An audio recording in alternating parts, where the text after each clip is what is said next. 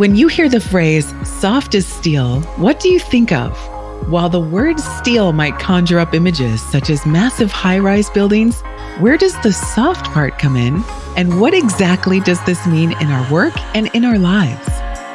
Welcome to the Soft as Steel podcast with your host, Dennis Doran, featuring engaging conversations with a wide range of industry leaders around soft skills, how we practice love, inclusion, social justice, and compassionate leadership that's everlasting in the workplace. And now, here's Dennis Doran. One of the blessings of launching the Soft as Steel podcast is the incredible people who have joined me for conversations about the people part of our industry. So my guest today is a special one, Angel Lyke-Osuji. Her great work in her professional position with Donald Kent Watts Cork, one of Australia's largest privately owned providers of quantity surveying, project management, and associated services, and her other activities, even drew the attention of a close friend and industry thought leader, Gretchen Gagel. In Angel's own words, "I grew up following my dad to construction sites as his trusted sidekick. It's a no-brainer that my curiosity led me to fall in love with the construction industry. My passion for the industry has led me to venture into various sectors to learn and understand how to help organizations achieve their construction goals and deliver exceptional quality and timely projects. But it's not just about numbers and timelines for me. What truly excites me is seeing young professionals pursue fulfilling careers. I am dedicated to fostering high performance and encouraging young professionals and early career starters to step out of their comfort zones. Angel began her career journey in 2017 as a junior architect after earning a bachelor's degree in architecture. She has held several positions inside and outside the construction industry. And in 2021, she completed her course of study and earned a master's degree in construction management. I could say much more, but I'll leave the introduction by mentioning that Angel has a blog. It's at Angel_OSUJI, her last name, where she documents beautifully her career journey and offers valuable tips to support personal, career, and professional growth. Angel, so glad to have you on the Soft as Steel podcast. I'm so glad to be here. Thank you so much, Dennis, for having me. So you say quite a bit about yourself in a very understandable way, with a strong thread of humility. I might attribute that to being your dad's sidekick and what you learned about our industry. And the way I talked about your journey and holding positions inside the outside the industry, I'm sure, because I'm sure you've probably done more preparation than some of my guests might do, that I talk quite a bit about people's qualities. I kind of take as a given that in our industry, if you're succeeding and progressing in our industry, you know how to do your job in a technical sense. The difference is how you go about doing that job and building relationships on a day-to-day basis with people. And so when I looked at one of your positions outside the construction industry, it was very easy because you document it in your LinkedIn profile, and it's very well presented, by the way. It's very easy for me to look at that and say, well, she was learning things about soft skills. She was learning about how to deal with people. And which is magnificent. Again, I hope many young people will hear this interview and read your LinkedIn profile and connect with you in a variety of ways. Because again, what you've done is you are on a day-to-day basis, you are continuing to prepare yourself for more and more responsibility and growth in our industry. Yes, absolutely. Most of the, I'm sure talking about the customer service role that I had, a lot of people that were in my course or that had, jobs like that, not in the industry, they were very, upset because everyone wants to get a job in their industry. Everyone wants to get a job in your profession. But I'm sure I made a post about this. I saw it as a way to learn more skills, learn how to talk to people, especially because I was new in the country at the time. And when you're new, there are a lot of slangs and language and body cues that you will not really understand. Mm-hmm. So I was grateful for that opportunity because I was in front of people every single day. Mm-hmm. And I had to learn how to communicate with them, how to read their body language, what to say, what not to say, So I think it was one of the best experiences I had when it comes to soft skills and learning how to relate with people on a personal level. Yeah. Yeah. Well, and again, that little segment of your journey is I'm certain if I were to talk to Gretchen, she would point to that as I did and say that just speaks to how Angel is trying to think and feel about every aspect of who she is and how she presents herself to her clients, to the people that she works for, to the people that she works with. So I congratulate you on that, and I hope it's not embarrassing to you for me to be that direct. But what you have done is a prescription for greater opportunity for success in your career, because it's very clear to me that you understand and recognize, and your words just a moment ago confirm it once again, that it's important that you know the technical or hard content of the job or role you have, to be an architect, to be a construction manager, to be any position in our industry or any industry. But I'm so pleased for you that you demonstrate through what you've done with your journey that you understand that learning how to deal with people, learning how to understand them, learning how to simply to communicate with them to make sure that we have understanding. You figured out that is an absolute key to success. It is, honestly, it is. And I think I got that from, again, watching my dad, because I used to follow him everywhere.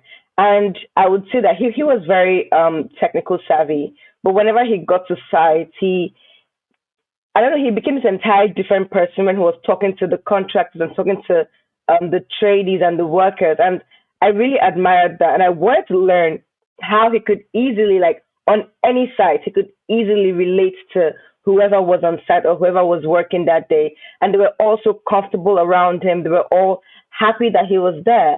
And that's something that truly inspired me personally to, learn how to relate to people, even in a job like construction, because it is super important as well. Yeah, and it certainly is. So it's probably fair to say that if I were to ask you the question to think about a great leader in your life, that we've already started talking about that person. Yes, absolutely. So he's the best. So, well, and I'm so happy that you are blessed to have that. How would you describe him then in terms of his soft skills? Again, what words would you use to describe him, and why, in your experience, he is a great leader? In terms of his soft skills, I think I'll describe him as adaptable, because people are different. Human beings are different. You never know who you're going to meet. You never know what mood they are in. But he's the kind of person that once he just starts to speak to you and he notices your body language, he just adapts to whatever mood you're in or whatever situation it is. So, he doesn't force his own preconceived notion on anybody, right? He waits to listen to you, and then he adapts to whatever mood you're in or however you're feeling or whatever tone you're using. And it's so interesting to watch, really, because he's like a different, leader to different people, even on site and off site as well.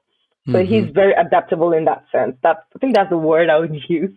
Yeah, I think it's a great word. It was one of the top 10 in the survey that I did when I wrote my book back in 2019. And interestingly, you used it to describe your father as in terms of his leadership qualities. And I agree, it's a great skill, soft skill to possess. Absolutely. But it's also interesting that my son, who is 30 years old and is 6 years or so into his career, the quality that he rated as the most important to him was being adaptable. But then when he talked about it in a very similar way that you just spoke about your father, which I find interesting. Just to recognize what you're saying is he paid attention to who the people were that he was talking to. Absolutely. Even to again, and I'm sure you've done reading and maybe more learning on emotional intelligence, but it clearly indicates that he was a person who was very socially aware of the as he was interacting with people, which is a critical component of emotional intelligence, perhaps the most significant overarching soft skill to possess. So Yeah, your thoughts, absolutely. what are your thoughts about the role that emotional intelligence plays in going about our day to day? I think it plays a very big role. I really believe it plays a very big role. And this is me speaking out of the industry now in our day to day, because again, we are very much people facing, right? We are human interaction is a big part of our day to day, and you as an individual have to learn to be able to speak to people kindly, and not just that, like be in tune with whatever they're saying or whatever situation that they are in. So being able to navigate this human interactions and talking to people, and get yourself out of trouble as well if you've gotten into one. I think it's a big part of our day, and it's something that everyone should at least have an idea how to navigate. I think Mm-hmm. everyone should. It's a skill I think people should learn. Mm-hmm. And Yeah. we're not always taught emotional intelligence really, but I feel like it's something that you should at least make an attempt Mm-hmm. to learn, to try to teach yourself, to try to understand body language, understand contextual clues, and know how to navigate that really. But not everyone can do that, or not everyone is taught to do that. Yeah. So, Yeah. yeah, Yeah, and one of the fundamental things that I talk about quite a bit is what I refer to as the ultimate core competency, and that competency is communication.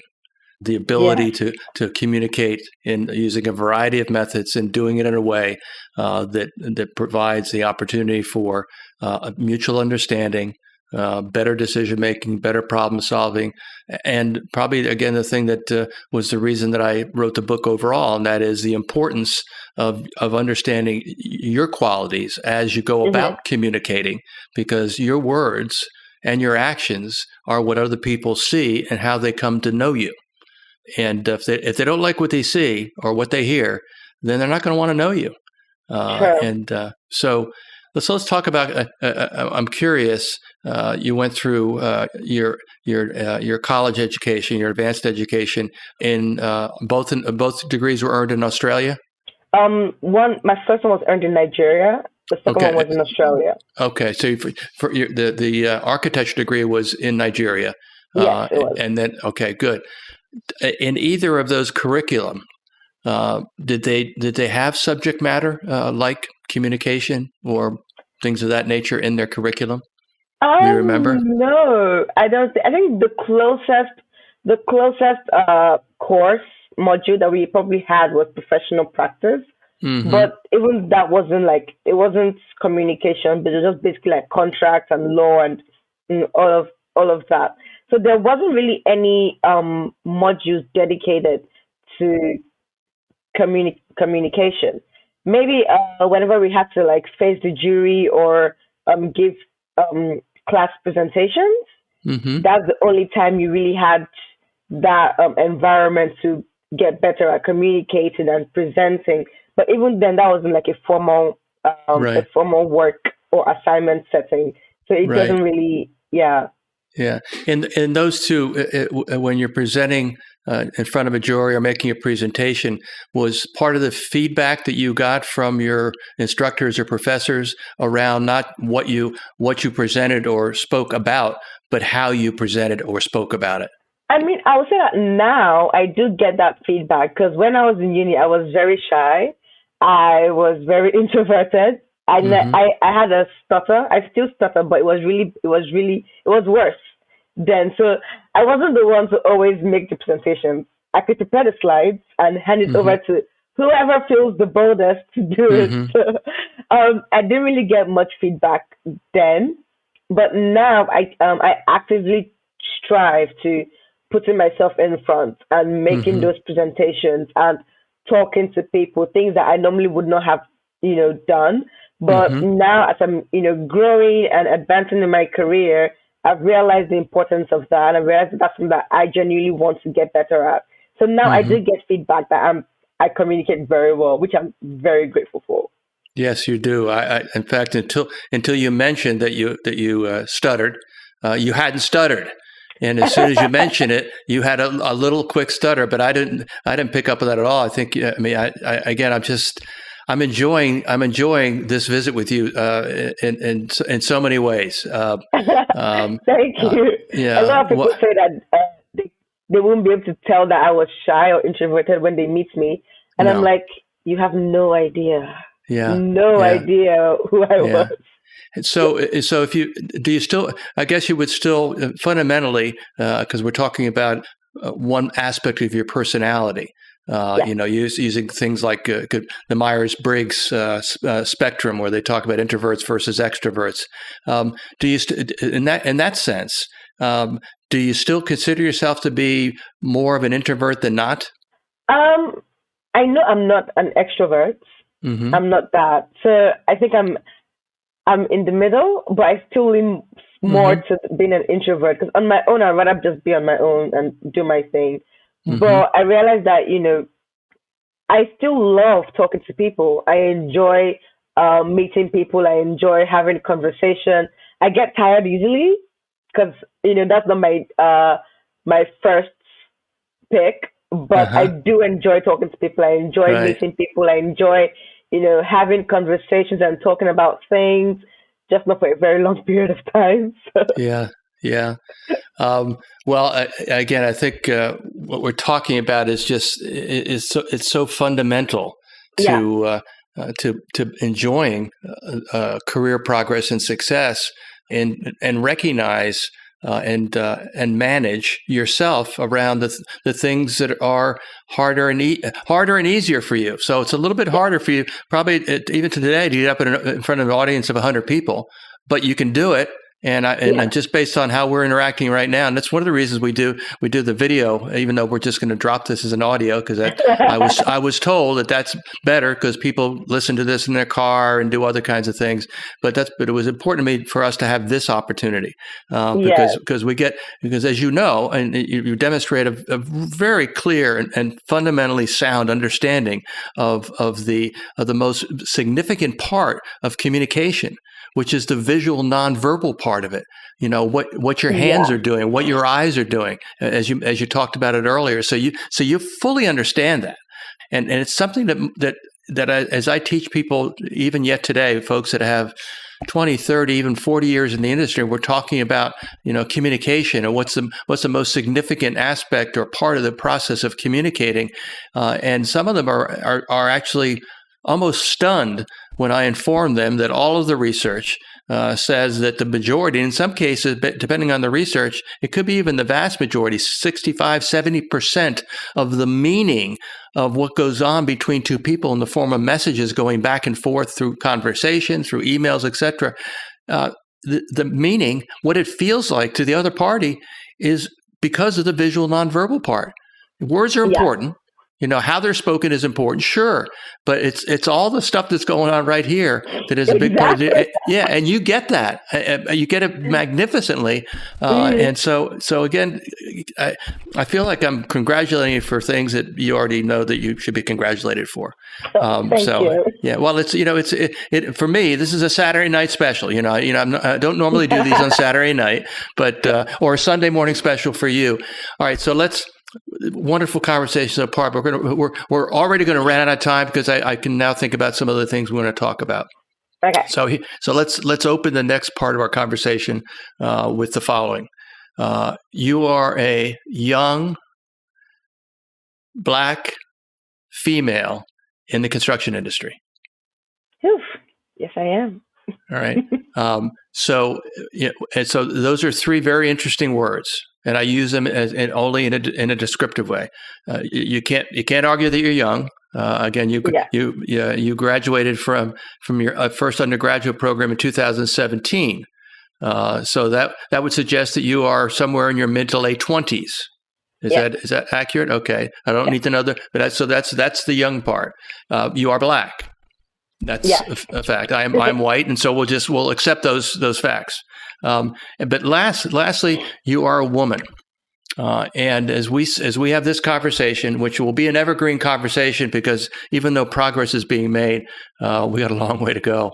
But when you think about those three things that that are descriptive of you.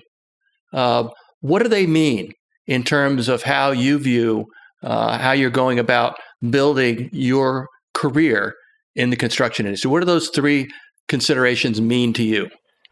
I think so. For me personally, these three parts of myself it's like it serves as a reminder for me to always, do more. Like you have to do more. You have to do more. Especially because while I was in uni, again, I was still new in Australia.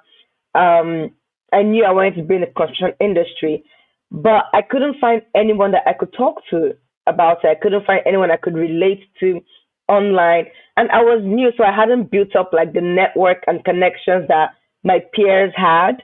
So I literally did not know anybody. I would go online and search for people, and I might get a response, I might not get a response.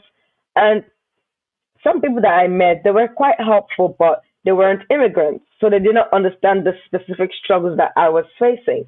So when I graduated and I started my own career and I started working, all I kept thinking was, you have to do better, you have to do more, you have to show up more, you have to, you have people who have the same questions that you had while you were in uni, and you need to put yourself out there. You need to get better. And I think that's one of the first things that made me learn how to communicate better, made me learn how to speak better, how to, not get shy in front of a crowd when I'm talking, because I knew that personally I had so much work I needed to do. I had so much more that I want to give, and I would not have been able to do that if I didn't build those skills.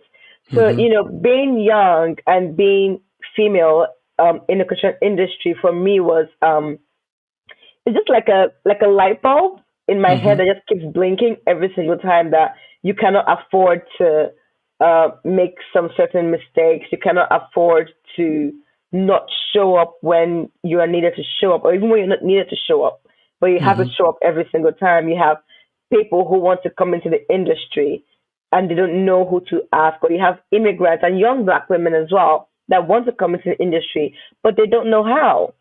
So it's like a constant ringing in my head that I have to be better. I have to show up. I have to let them know that there are so many pathways into the industry, and it's not just for men or like strong men and all the things that people say. So for me, it's always been a constant reminder in my head. Yeah, it's interesting because I didn't think about this. I mean, so you added a fourth fact about you, and that is you are an immigrant to a country. So one could argue that those are so significant. How do I overcome them? Or they could simply say these are things that describe me. And there are other things. You may, I don't know. You may be a great athlete in some sport. You have, I'm bad at sports. You're okay. So you're bad at sports. So we'll drop that one off. But I guess the one that I think is the one that kind of fascinates me. Because there's a lot of work going on, and I can only base it based on my knowledge and experience in the U.S. construction industry. But some of the things we're talking about, everything we've talked about so far, are not defined by country borders and boundaries. No, we're talking about an industry, and where there's a differentiation in that industry, a portion of it is going to be based in the culture of society in the country we're talking about. So that's a factor. Yeah. But when you get past that, then it's just about a bunch of people working in the same industry trying to build things. Yes. That's what we do. All right. And we know from a growing quantity of research, we know a number of things. And I'm going to focus in on the women part. We know that by and large, women, in terms of their brains, are wired in a fashion that they really should be running more companies than men run. They should really be. I mean, again, that's what the research says, and I don't dispute it. I happen to be blessed knowing some incredible, women throughout my career life. Gretchen Gagel is one of those who you've connected with. Gretchen. Yeah, Love and her. if you have if you're building a relationship with her, you're building a solid agreement in your foundation. I have others that I want to connect you with as well that'll Gladly, follow this please. conversation, and a couple of them are coming on my podcast over the next couple of weeks for recorded conversations because I think it's so important that we see the obvious, and the obvious is. That in our industry there is not a balance in our industry between men and women, No. and it's going to take another generation or two to achieve it. I think, among other things. But the women piece is the one that encompasses. Again, there are women of different colors. There are women with different cultural backgrounds.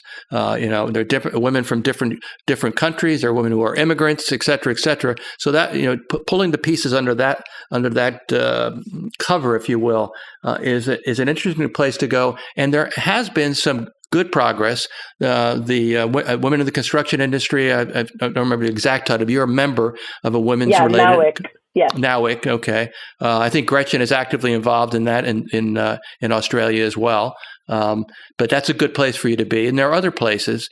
But I think that, one of the things that I think is important for us to be able to have our audience hear is to hear about how a woman of color, a woman who's an immigrant, how a woman who's young, and again, when you put all those together, that's an impressive set of elements that describe you, and all I want to say, based on what I know, a bit from a short conversation exchange with Gretchen, but what I see is, and I would be saying this regardless of a number of these elements, but what I see is a person who has begun to pursue the opportunity to make a difference in the construction industry, particularly for young people, for people transitioning, and for women.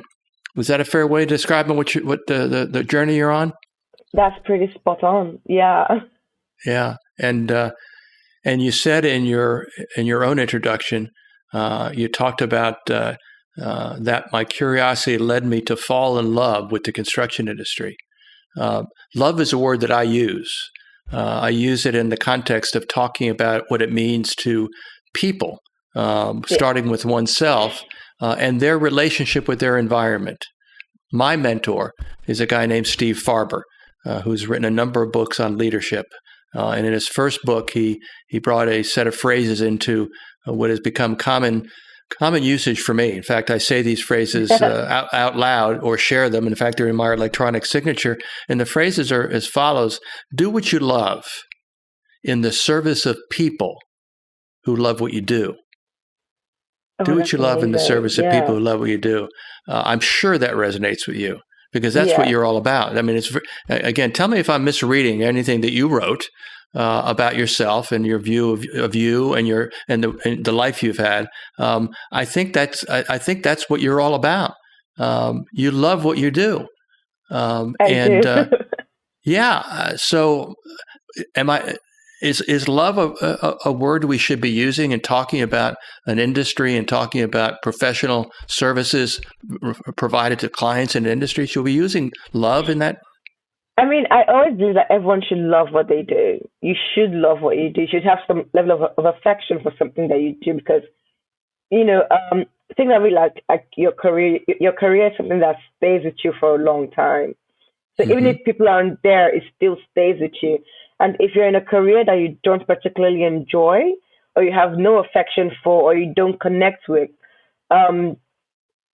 it will be hard. I think it will be hard. For me, it will be hard because I like to do things I enjoy. I don't know how to do things I don't enjoy. I would struggle if I don't enjoy it, So I'm blessed to be in an industry where I genuinely love. I love all aspects of it. I want to learn all aspects of it if I can, honestly. And it's something that I've enjoyed from uni, from growing up, like I said before. So I believe that everyone should at least have a level of affection for the career that they've chosen or the profession that they have chosen or that they want to, get into. You should have a certain level of connection with it because that's what would motivate you and keep you and, help you to grow. Because if you don't like something, you will not want to get better at it. Right. So to be successful in your career, to even get better at what you do, you have to have a level of affection or a certain Yes. level of love for whatever chosen profession you're going into. Yeah. Good. Very well said. So, a couple of maybe quick questions as we come to the end of our time together.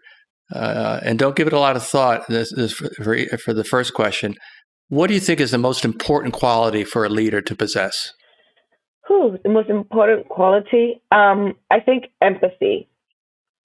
Yeah. I mean, off the top of my head, that's the first thing that came. Yeah. Empathy. If you cannot relate to the people you're leading, you would be a very disconnected leader. So you would be thinking A, everyone else is thinking X, Y, Z. Because there is no, you're not able to empathize with, I hope I'm using the word correctly, but that's what's in my head, yeah. You're not able to empathize with the people you're leading. You're not seeking to understand them, their grievances, what exactly they're struggling with. Right? And for a lot of humans that I have come in contact with, we tend to follow people that can solve our problems or, empathize with what we're going through. That's how we do. That's how we connect with people. That's how we connect with people online, in person, our friends. You're like, oh, this person spoke to me, or I understood where this person was coming from. So there has to be that connection. So as a leader, if you cannot empathize with the people you claim to be leading, you cannot understand what they're going through at all, or the little grievances that they have. It will be difficult for you to motivate them or inspire them to constantly follow you, because even they will feel the detachment. You might not, because you think you're doing the right thing, but they would know that you are far removed from whatever it is that they're even talking about. I think that's one of the important qualities a leader should have, in my opinion. I can't think of a better way to end this very short conversation. But I think your choice is outstanding. I agree with it in every way possible. And again, it's just something else that I also look at you in terms of your generation. I'll say in closing that your generation is the hope for the future of the construction industry. Yes. My generation is hopeless. And I don't mean, but I'm a baby boomer that's on the way to my last boom, and we don't have bad intent, but some of us are still holding back. We're holding our industry back in ways, and so I look at your generation in particular and say that I believe in my heart that it's a generation that's going to take the construction industry to a new place. A place that's going to look at all the people in the industry and think about how they all can be part of the industry, which is a reference to inclusion as a social matter.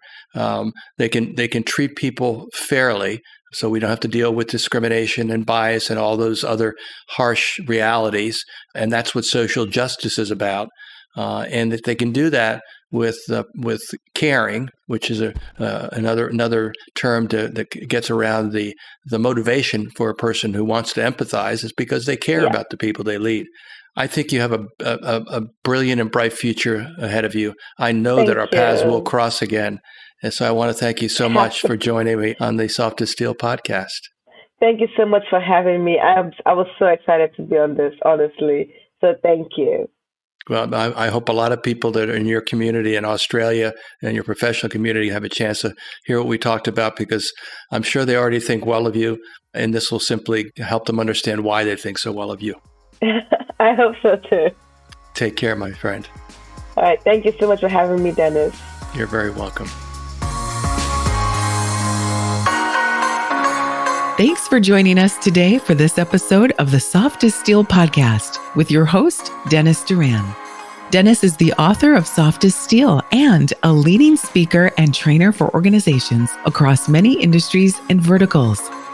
To learn more about the work Dennis is doing to activate soft skills in the workplace, contact him at DennisDuranSpeaking.com. Be sure to check out his book, Soft as Steel, on Amazon or wherever books are sold. You can subscribe to this podcast on iTunes or wherever you'd like to get your podcasts. And please remember to share this episode with your friends, colleagues, and anyone you feel would benefit from the conversation. We'll see you next time on the Soft as Steel podcast with Dennis Doran.